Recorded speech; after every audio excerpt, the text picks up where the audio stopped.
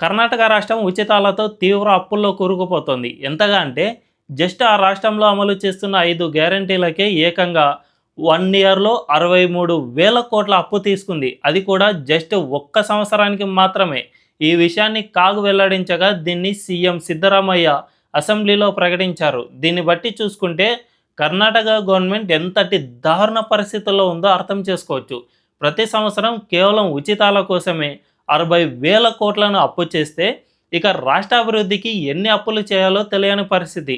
Congress party తాను గెలవడం కోసం రాష్ట్రాలను నాశనం చేసే స్థాయికి దిగజారుతోంది.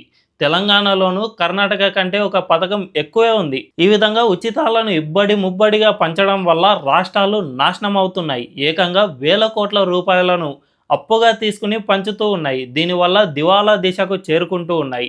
మరి ఈ స్థితిలో ఇప్పటికైనా మార్పు రావాల్సిన అవసరం ఎంతైనా ఉంది. లేకపోతే హిమాచల్ ప్రదేశ్ లాగా కర్ణాటక, తెలంగాణలో కూడా దివాలా అంచుకు చేరుకునే ప్రమాదం ఉంది.